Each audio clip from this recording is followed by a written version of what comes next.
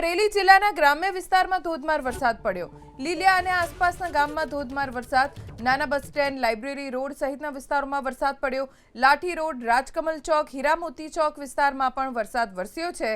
હાલ તો સાંજે 7 વાગ્યા સુધી અમરેલી જિલ્લાના અલગ-અલગ વિસ્તારોમાં ગાજવીજ સાથે વરસાદ વરસશે તેવું અનુમાન હવામાન વિભાગ તરફથી પણ વ્યક્ત કરવામાં આવ્યું છે।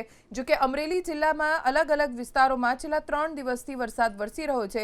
ખેડૂતોને આંશિક રાહત મળી રહી છે, પણ ચોમાસાનો સત્તાવાર વરસાદ વરસે એવો વરસાદ હજી નથી પડ્યો। અમરેલી જિલ્લાના ધારી તાલુકામાં પણ વરસાદ છે। ધારી શહેર અને આસપાસના ગ્રામ્ય વિસ્તારોમાં વરસાદ પડ્યો। ગોપાલગ્રામ, દહીડા, જર, મોરજર સહિતના ગામો જ્યાં વરસાદ વરસવાના કારણે વાતાવરણમાં ઠંડક પ્રસરી ગઈ છે।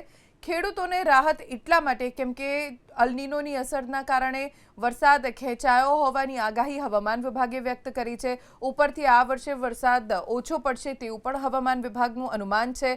હજી સત્તાવાર વરસાદ આવ્યો નથી, સત્તાવાર ચોમાસાનો વરસાદ નથી પડ્યો અને પ્રી મોન્સૂન એક્ટિવિટીનો વરસાદ અમરેલી જિલ્લામાં સારો વરસી રહ્યો છે, એટલે ખેડૂતોની ચિંતા ઓછી થઈ છે અને આવો જ વરસાદ યથાવત રહે તેવી આશા છે।